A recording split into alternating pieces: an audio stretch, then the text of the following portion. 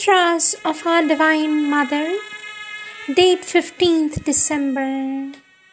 Our Divine Mother says, one can live the divine even though unable to express the divine. One can realize and be the divine's infinity though unable to define or explain the divine. With my blessing, says our Divine Mother.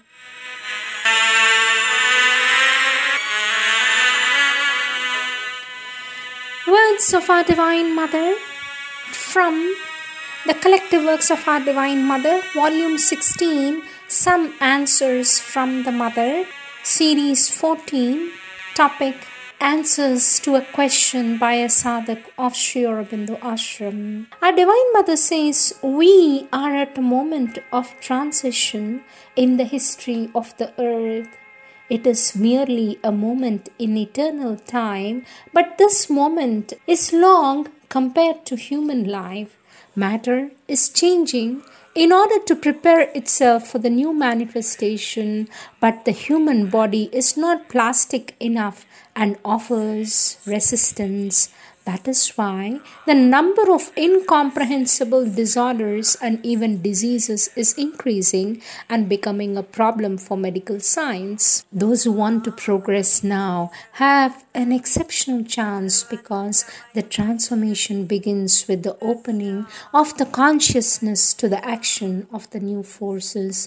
Thus, individuals have a unique and wonderful opportunity to open themselves to the divine influence. The purpose of individual existing, says our Divine Mother, the purpose of individual existence is the joy of discovering the divine and uniting with Him. When one has understood this, then one is ready to gain the strength to surmount all difficulties. A victory won over the lower nature gives a deeper and more lasting joy than external success. Sri Aurobindo has revealed to us a few of the marvels that the future will bring to the earth and has encouraged us to prepare ourselves for it. Each one has his ego and all egos are at odds with one another. It is only when one gets rid of the ego that one becomes a free being. To be free, one must belong only to the divine. In the difficult hours of life, the imperative duty of each one is to overcome his ego in a total and unconditional self-giving to the divine. Then the divine will make you do what you have to do. Supreme Lord, says our Divine Mother, Supreme Lord, infinite wisdom, at this perilous hour, when egoisms are at odds and asserting themselves, the only safety lies in taking refuge in Thee. Grant that nothing in us may be an obstacle to the fulfillment of Thy will. Grant that we may become conscious and effective collaborators in the fulfillment of Thy will. Difficult hours come to the earth to compel men to overcome their small personal egoism and turn exclusively to the divine for help and light. The wisdom of men is ignorant. Only the divine knows. Our human consciousness has windows that open upon the infinite, but generally men keep these windows carefully closed. We have to open them wide and allow the infinite to enter us freely in order to transform us. Two conditions are necessary to open the window, says our Divine Mother. Two conditions are necessary to open the windows. First one is ardent aspiration. Second, progressive abolition of the ego. The divine help is assured to those who set to work sincerely. The ego was necessary to form the individual being. Its destruction is therefore difficult.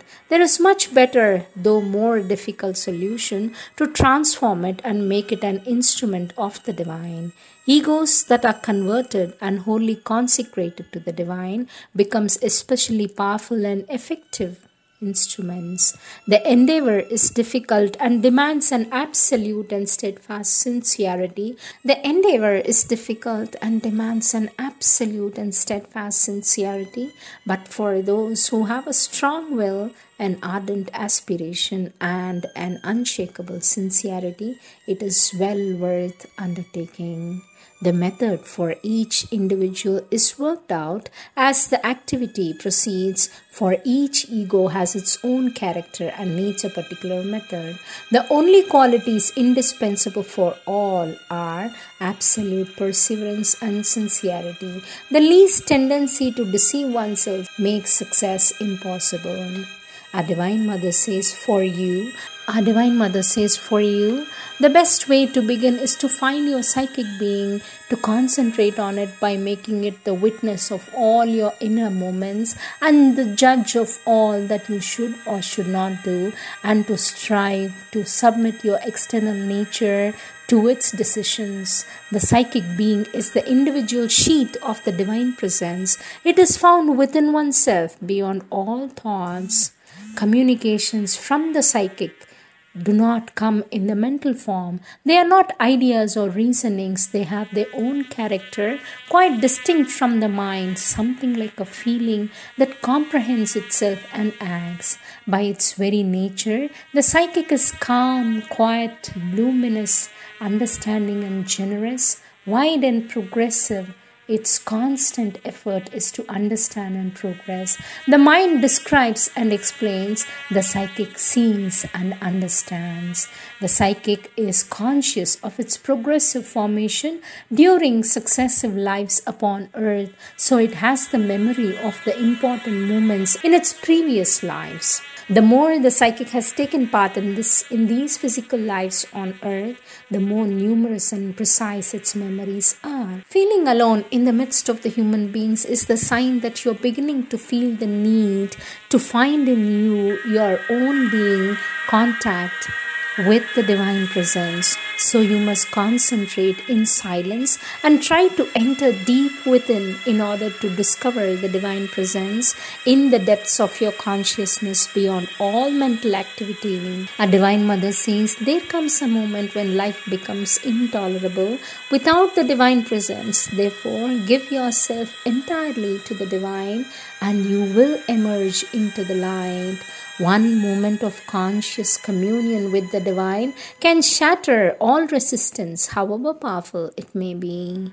Our Divine Mother says, in silence lies the greatest receptivity, and in an immobile silence the vastest action is done.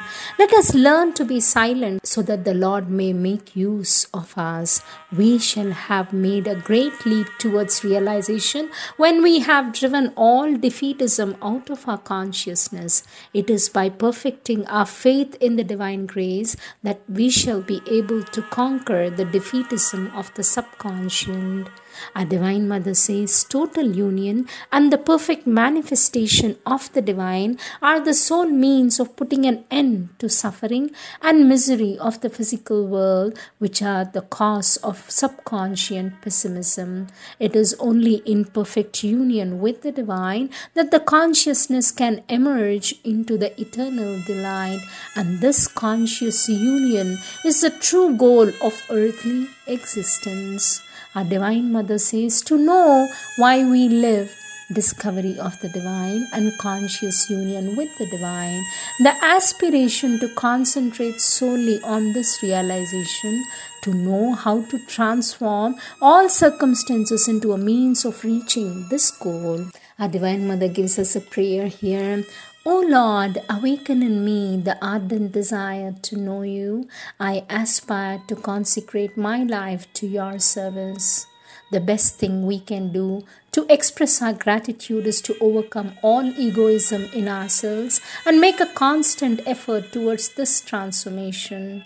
Human egoism refuses to abdicate on the grounds that others are not transformed, but that is the stronghold of bad will. For each one's duty is to transform himself regardless of what others may do.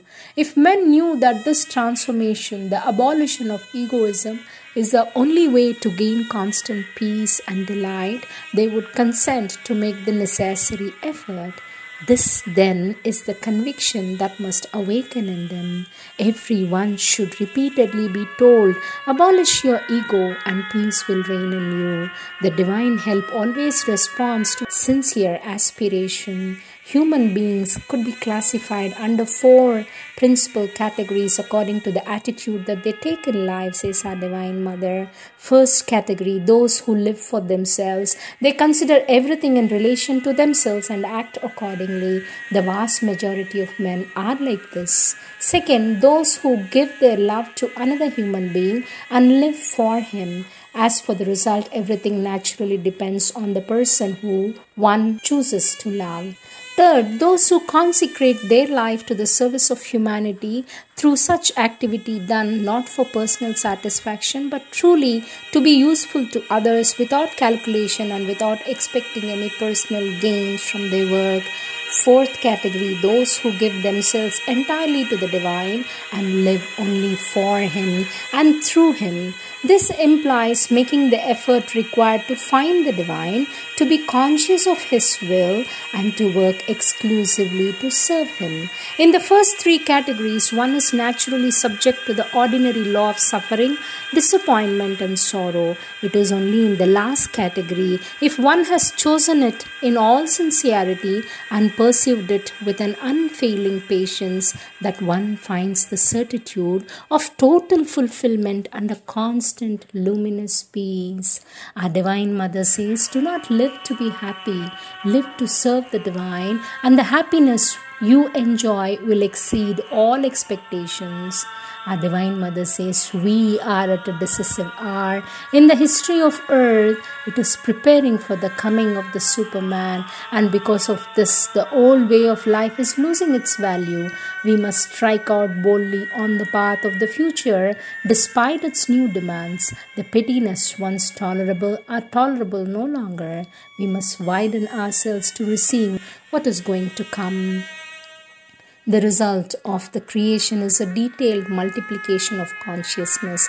When the vision of the whole and the vision of all the details are united in a single active consciousness, the creation will have attained its progressive perfection.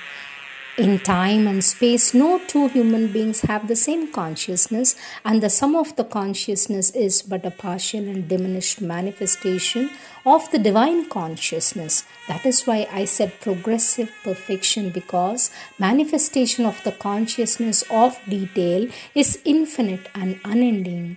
The first condition is not to have one's own personal interest as a goal. The first qualities needed are boldness, courage, and perseverance, and then to be conscious that one knows nothing compared to what one ought to know, that one can do nothing compared to what one ought to do, that one is nothing compared to what one ought to be. One must have an invariable will to acquire what is lacking in one's nature, to know what one does not yet know, to be able to do what one is not yet able to do. One must constantly progress in the light and peace that comes from the absence of personal desires. One could take as a program always better forward, and to have only one goal, to know the divine in order to be able to manifest him. Persevere, and what you cannot do today, you will be able to do tomorrow. These are the words of our Divine Mother.